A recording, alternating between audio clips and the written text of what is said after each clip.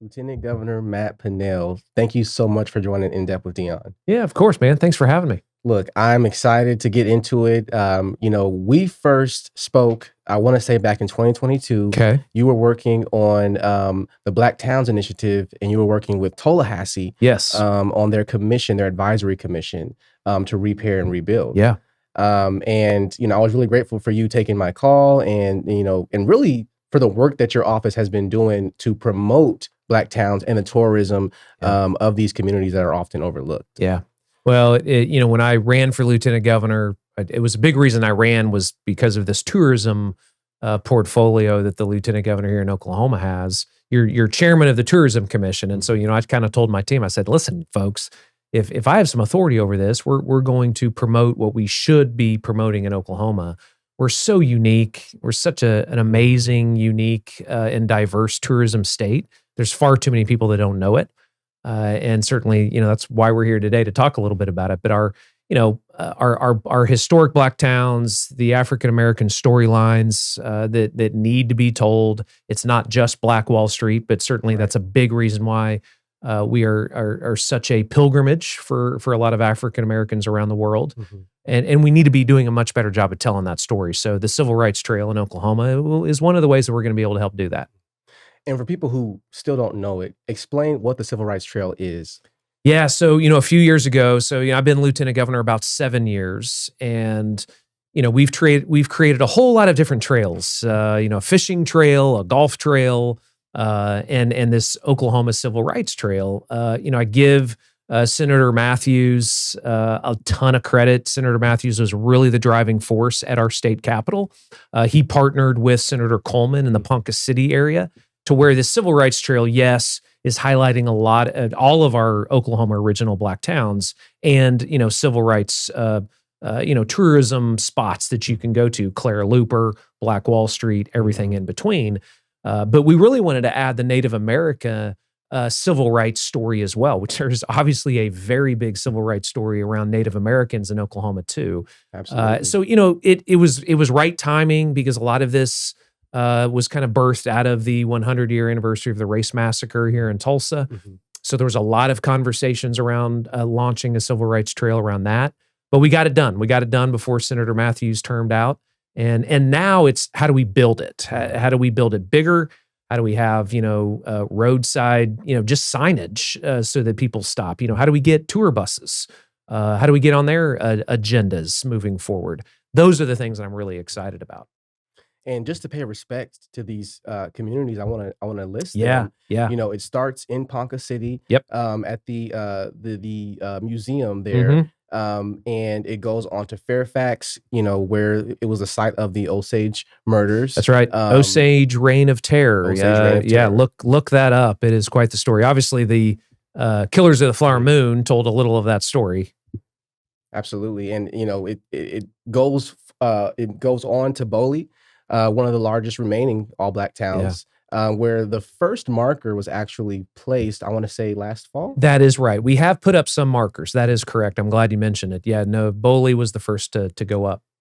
And, it's rodeo season's coming up. We've talked in the past about Black rodeos, and Boley's about to be a big spot in May for that. Huge. And then it goes on to the other Black towns across the state, across Indian country, and even a couple of Civil War battle sites. Right. Again, but there were Civil War battle sites in the state of Oklahoma. That's right. A couple actually pretty big ones. The Oklahoma Historical Society would tell you that maybe didn't turn the tide, obviously, in the Civil War, but had a big part in it. Big part in it. Absolutely.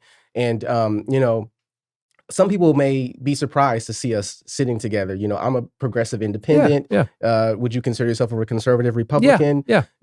But one thing I respect was your intentionality about highlighting the history. My question is, what do you hope we can learn from our history that can help inform our present and inspire our future? Well, the quote, if you don't know if you don't know history, you're doomed to repeat it. That's probably where I would start. I grew up in Tulsa. I grew up 5 minutes from Black Wall Street. but did not learn about the race massacre in elementary school and middle school. Learned very little of it even in high school. Yeah. And so, telling the history, all of it, by the way, the good, the bad, the ugly, we have to tell it all. And by the way, kids respect that. If you try to hide the ball from a high school kid, that ain't gonna go over well. I I can know tell you right something's now. going on. They know something's going on, and they're gonna want to learn more. And again, it goes back to kind of what I originally said. Oklahoma has it does have the most colorful, diverse tourism stories. I mean, again, a lot of them ones that we just talked about, from Black Wall Street to Killers of the Flower Moon, to Native American history and heritage, obviously, to Route 66, Chisholm Trail. We tell some of the story. We don't tell it all. And we don't, unfortunately, put enough marketing dollars behind it. Don't get me on that soapbox to tell that story, because when we do tell the stories and how authentic they are, tourists do show up. They absolutely show up. I mean, the Greenwood Rising Museum, I'm glad we did it. We should have done it a long time ago.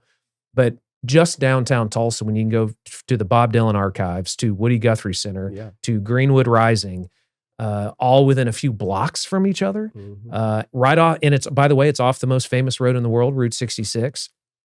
If we continue to double down on marketing budgets, what Visit Tulsa is trying to do, you're going to have a whole lot more people show up and actually learn history, so that they can go back to their communities and tell their kids, tell their middle schools and high schools about real history. And hopefully that builds a better world. Really does. And that's the key, is building a better world, right? I definitely agree that we have the most colorful history. We have the most unique history, because it really truly is a melting pot of so many different cultures that have coalesced and come together in different ways. There's been conflict, of course, and there's been camaraderie. When we look at the future, right now we're dealing with a lot of division on the local level, state, national. How do we continue to authentically tell our story? When, I gotta say, I mean, some of your Republican colleagues are attacking our history, and this, anti-DEI thing. How do we get around that to continue telling our authentic stories? I think it starts on the street, community by community. Because, listen, I go speak to a Rotary Club and just name the community. I get those questions, right? And not to, deflect to the local level, but those local chambers, local Rotary clubs, local Lions clubs, those local leaders and communities have to step up, step out, and talk to their state reps and state senators about it, about what may be being prohibited at a local level. And there has been a lot of pushback there. But I would say even more than that, those local communities, the local mayor, city manager, those city councils have to support those Visit Alva, Visit Weatherford, name the town. They have very limited budgets already. And if local taxpayers don't know about those stories, then they're only going to be emboldened to say, okay, well, I guess what they're doing at 23rd and Lincoln is the right way. If there's no one locally that's saying, hey, we're not able to tell this story anymore in this curriculum, and people don't know about it. I mean, listen, there's people in Tulsa that didn't know about as I just told you, didn't know about the race massacre. But they don't know if they don't know about that, there's a whole lot of other stories, right, that they don't know about. So I do think it starts local. It's not going to work any other way. And so if there is a state rep, state senator, statewide elected official that's not doing, if there's not a movement locally by their own voters, they're not going to listen. And I tell people that all the time. You need to get organized en masse at a local level, and again, do it take them out to coffee, right? Start there, in a nice way, obviously, not just immediately trying to kick them out of office. But I tell people that all the time. If you don't know who your state rep or state senator is, if you don't know them by their first name, then you're doing it wrong. And I think most people think, well, gosh, I can't know my state rep. I can't. Yeah, you can. Yeah, you absolutely can, particularly in smaller towns. Yeah. If they're not calling you back to agree to a meeting, then yeah, you got a problem because that is what they should be doing. And so that's where I tell people to start. If you're getting stiff armed, then that you need to escalate it to the next level and say, well, hey, maybe this person isn't right to be in this office, but start trying to develop a relationship with them. That's fair. Christy Williams, she is a descendant of massacre survivors, and she decided to start her own Black History Saturdays. Yeah. Okay. It started with a little bit of support, and now she's got the backing of National There Geographic you go. and all kinds of national exposure. So that was an example of her deciding to take the initiative locally, right? Yeah. In Tallahassee, I was there when they were doing the cleanup. They had like a week of cleanup, and it was just amazing. Yeah. So much room to improve, so much room to grow. Oh yeah. But the spirit of revitalization, Yeah. like you could feel it. Yeah. Can you talk about, for people who maybe, the history is cool, but I never really paid attention in history class. Yeah. The tourism side, Yeah. the economic impact. Talk about that. Sure. Yeah. I mean, it's the best part of the job is to go into a local community and remind them of something that they have in their community that they should renovate or revitalize. And you start seeing revitalized main streets. And by the way, that sparks interest in other entrepreneurs. I was just out in outside of the Elk City area, in Alva, in Alva, and this young couple, opened a brewery right on Main Street in an 80-year-old tractor repair facility, and they've got all these old, artwork and photos on the wall of what this place used to look like, and now they serve pizza and great beer, and it's just that has sparked two other entrepreneurs down on their Main Street. So we live or die on sales tax as a state. Yeah. And so if Tulsa or Alva or anyone in between is not creating sales tax revenue, then it's hard to pay for police and fire departments. It's hard to pay for city services. And so one of the reasons tourism is so important in Oklahoma is we live or die on it. If you don't have someone coming to Black Wall Street and spending sales tax dollars and then going home, then Tulsa's not getting the money that it needs, because you spend money, it stays in the community, and then those tourists go home.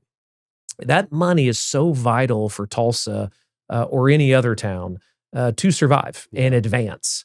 And so that's one of the points that I make is we're arguably the most sales tax dependent state in the country. A lot of taxpayers don't realize it. That's why shopping local matters more in Oklahoma than it does in some other states. And so there's a huge economic benefit. I mean, it's the third largest industry in our state. Tourism is. Wow. Well over 200,000 people work in the tourism industry in Oklahoma. So a lot of jobs, but from an economic development perspective and the impact that it makes, it's very, very hard to find any other industry that helps a local community more because of the sales tax that it generates. I really did not realize it was that much of an impact. Oh yeah. When I went to Tallahassee, one of the pain points that they experienced, that they talked about was, they had went to their local county commission meeting asking for more signage. Yeah. Because when you go past Tallahassee, if you're not looking, that's you're right. gonna miss it. Yep. Can you talk about the plan to expand signage and visitor centers and things like that? Yeah. Yeah. A business without a sign is a sign of no business. And I mention it everywhere I go. You got to don't overcomplicate things. You got to start at square one. And that's one of the places that you got to have signage. You got to tell people that are, going from point A to point B, they may see that sign and they may have lived in the community, for 30 years around the Muskogee area and didn't even know it was there, right? And that may, hey, I'm coming back here on Saturday because I didn't know this existed. And we hear that a lot. So there will be, one of the more important parts of that legislation that created that Oklahoma Civil Rights Trail was a revolving fund at the legislature. So the legislature, it is now their responsibility to put money into that revolving fund, whether it's $10,000 or $100,000. I mean, heck, hopefully we get millions of dollars in that revolving fund. And then the Oklahoma Historical Society is the agency that has the responsibility of using those dollars to do more signage. And again, it can scale from there. It could be using some of those dollars to, for a grant program. We do that with Route 66. So eventually, I hope that that is what we're doing, is that entrepreneurs and nonprofits can can request dollars through a grant program that will be administered by the Oklahoma Historical Society to help revitalize some of those original Black towns. I would love to see that. I know Yeah, they I would mean love to see it. that's next level kind of stuff. Yeah. But it's absolutely doable because we're doing it right now with the Route 66 Revitalization Fund. We're spending $6.6 million a year, money that's going into communities. It's going to cities and nonprofits. If you're an entrepreneur that has a private business, there's got to be a 501c3 component to it. But there's no reason we could not do that with the Civil Rights Trail. It would be diverse, equitable, and inclusive. It would, and there's so many museums that need help. Along that trail. The Pioneer Woman in Pawhuska is a good example of that. We have over 400 museums in Oklahoma, and very few of them, have the resources needed to operate, healthy. And a lot of them are operating on a month-to-month basis, and Historical Society can only do so much to help too. So anything that we can do from the legislature when it comes to these revolving funds, a lot of times is a game changer. So another reason for local communities to contact their lawmakers. 100%, 100% to talk to their state reps and states. First off, thank them for creating the Oklahoma Civil Rights Trail, but then here is my idea for this revolving fund. So I want to learn more about who Matt Pinnell is. Okay. Were you always interested in getting into politics? I probably, I was like president of my 5th grade class, and I was in student government in middle school, and I was in student government in high school. But it was because I liked people. I wasn't a real policy wonk at that point. I just loved being around people and bringing people together, creating events, and I loved that and still do love that part of the job. In college, I went to Oral Roberts University. When I was at ORU, a couple professors kind of pushed me a little bit to the government track and got a little bit more into government relations. And I liked the campaign side. I ran a bunch of campaigns after college, because that's just constant movement and controlled chaos in a lot of ways. And it really in some ways didn't know if I would be running myself one day, but obviously I did with Lieutenant Governor. But that was more of the public relations advertising angle for me. I was a public relations advertising major. So if I wasn't in this position, if I hadn't got into politics, I'd probably be running a PR advertising agency because I love the marketing, the piece, and again, helping brands and helping people scale their businesses. Yeah. And that's what you do as Lieutenant Governor. I mean, it's the sales and marketing job for the state. And so that's, fast forwarding all that way from 5th grade to now, that's why I love this job, is because I frankly am sheltered a little bit from the politics in some ways. And, I can only do it for 8 years. I'm coming up to the end of my time in office because I only have about 1.5 years left. You can only do 2 4-year terms. And so I've been Lieutenant Governor now for 7 years. And, but I'm just proud that what we said we were going to run on, we're doing. And I give the governor credit for some of that because he's just cut me loose to go do this job. Some governors would not have done that, but he has. And from a branding perspective, from a lot of the revitalization efforts, tourism, obviously, we're proud of the product that we've been able to create. So, speed round. Yeah. Tell me something that you love about Oklahoma. So I love how diverse it is. So, Tulsa, obviously rolling green hills, you're in green country, but you can go to Little Sahara out in western Oklahoma, which is like a little actual desert. Literally. It is an actual desert. It's 3 hours from here. You can go down to southeastern Oklahoma, some of the prettiest forests in the entire country. You can go to Medicine Park out in, kind of southwest Oklahoma. That looks like, kind of you're in Sedona, Arizona area. So the diversity in landscapes is remarkable. And, right alongside that is the diversity of our people. The 39 sovereign nations that we have in Oklahoma makes us so unique. And I love telling those stories around the country. That's something that as Lieutenant Governor, I'm very spoiled to be able to cross all of our 77 counties all the time. And I love how diverse it is. It's not boring at all. You can drive 30 minutes and show up in a different ecosystem. And I love that about Oklahoma. That's something I love too, and it's something I learned really as a journalist. Having to go to different places to get Yep. interviews. I listening to people is so powerful. Mhm. It Yeah. informs so much about you, Yeah. your life, and you probably have a unique bird's eye view of Oklahoma that most people don't see because Yeah. most people aren't going to all 77 No. counties. They're not. Most people don't travel an hour outside their front door. And I Yeah. realized that when I started telling people about all these tourism attractions in Oklahoma, they're like, "Well, what Ho Chi Town? What? Where's Ho Chi Town? Where's What that? Medicine Park? Where's we have a Colorado mountain town in Oklahoma? Yes, it's called Medicine Park. So yeah, you got to keep telling the stories, and if you tell it long enough, you will have people venture out a little bit more. Okay. What's something that you hate or don't like about Oklahoma? Oh man. Listen, come August time frame, I'm done with the summer. Sometimes when it's 30 to 60 days above 100 degrees, that can get pretty tough. Yeah. But I will say we have 4 seasons. We actually do have 4 seasons here. I wouldn't want to be in Arizona where it's 100 degrees almost all year long. So I do love that we have 4 seasons. But man, those summers sometimes can be really tough. Yeah. Yeah. And it's just like And it just kills all my plants. I mean, Oh. it's hard to keep stuff alive. What kind of plants? Well, I mean, just gosh, we've got everything from azaleas to perennials and annuals out there. But I've got shrubs in the front with a bunch of azaleas and some evergreens as well. But man, it's you got to use a heck of a lot of water over the summer. Yeah. To keep that stuff alive. And then we've got a small garden in our backyard. That's a little easier because some of our plants have become so vegetables have become so drought tolerant in Yeah. Oklahoma. They But gotta that's a frustrating. It's a frustrating thing.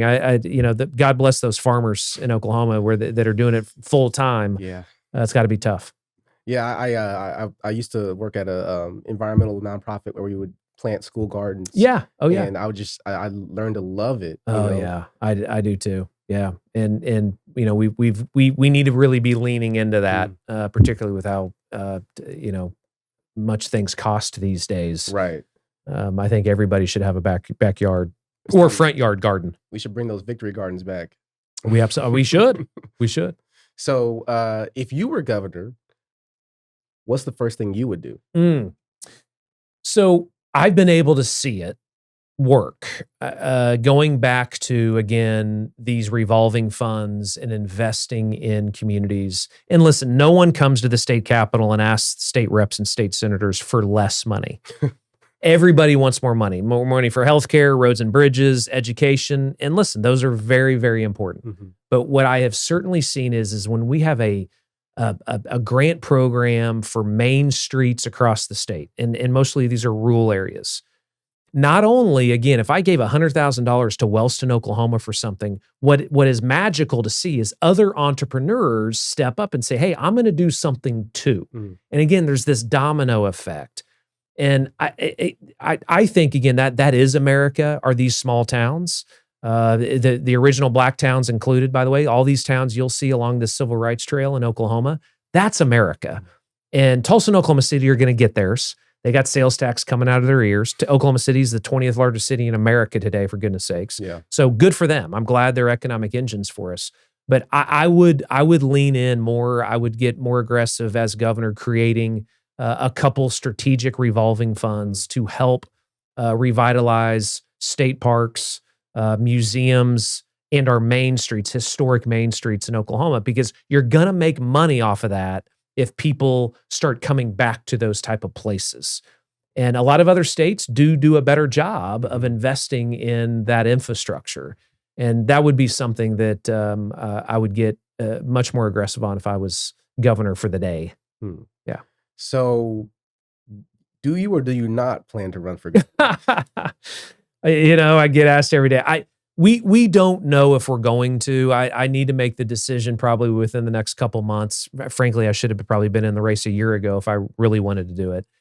My wife and I have had some very serious conversations about that, the last year. Hey, do we want to do this another 8 years?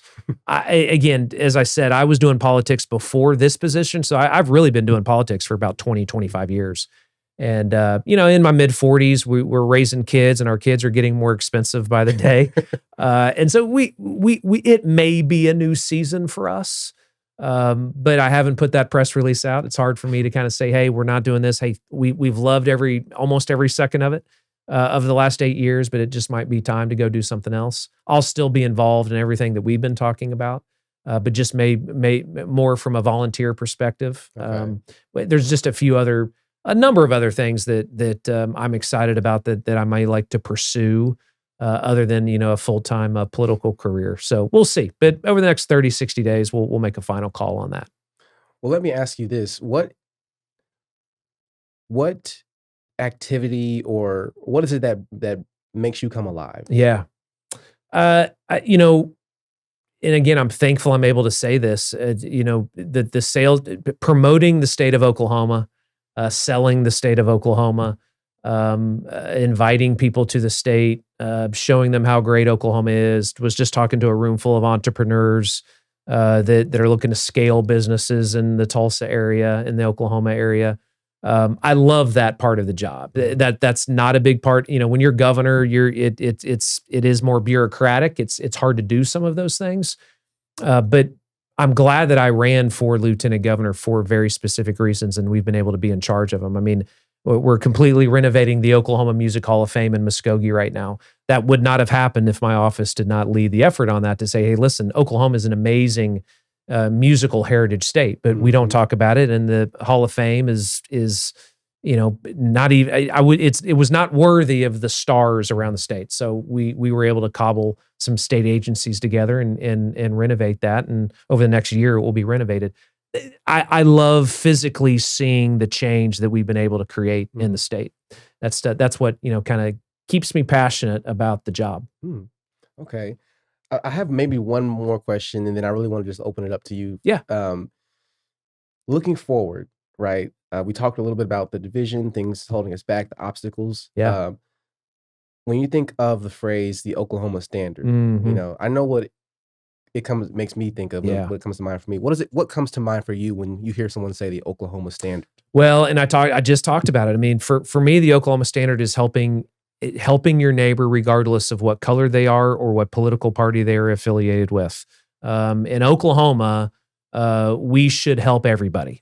And we should help, again, we're the buckle of the Bible Belt. I'm a man of faith, and certainly I want to follow I follow the teachings of a man named Jesus Christ, and that's how he operated.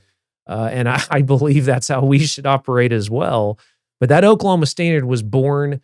It was a moniker that outsiders gave Oklahoma when they came here for the bombing 30 years ago. Really? That's right. And so it's something I remind people of, that it was outsiders that were so blown away in a good way. So they were completely overwhelmed by kindness from Oklahomans, that they dubbed it the Oklahoma Standard.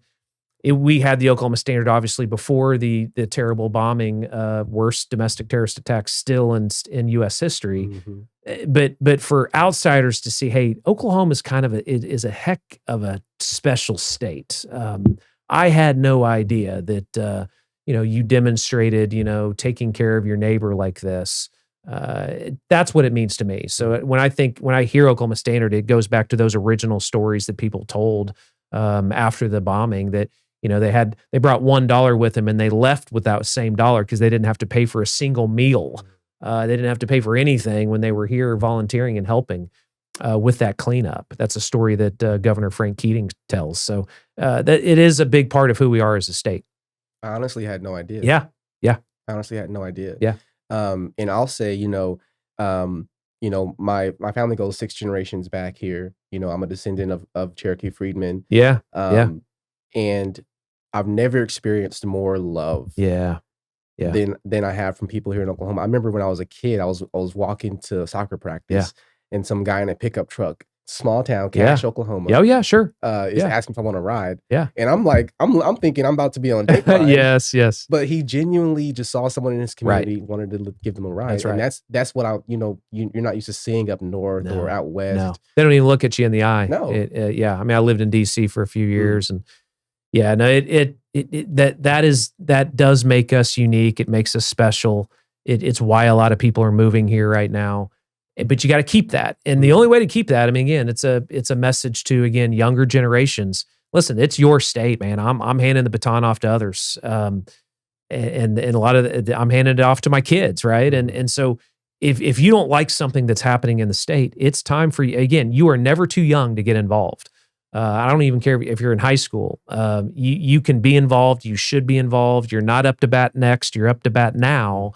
And you can change a community and a state real quick if you get younger generations stepping up and involved.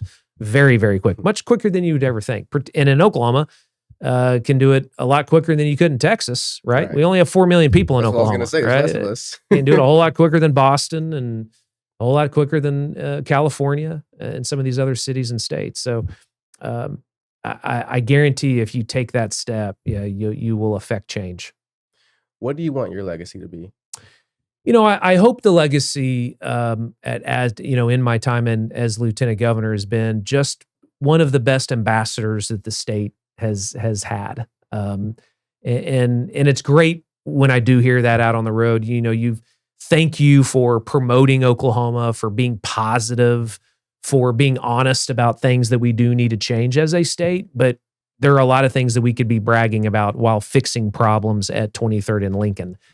And, that's why I ran. I wanted to be a positive force for change, but a positive ambassador for the state of Oklahoma, which that means we're going to create a whole lot of wealth because people are going to want to be here. They're going to want to be a tourist here and start businesses here. I hope that's my legacy. And I hope, whoever the next lieutenant governor has to hear a whole lot of that, because I hope the next lieutenant governor is going to want to, again, take the baton from me and do a lot of the things that I started. Lieutenant Governor Matt Pinnell, thank you so much for joining the podcast. Hey, thank you. Really appreciated it. Appreciate you. Yeah. Awesome. Oh,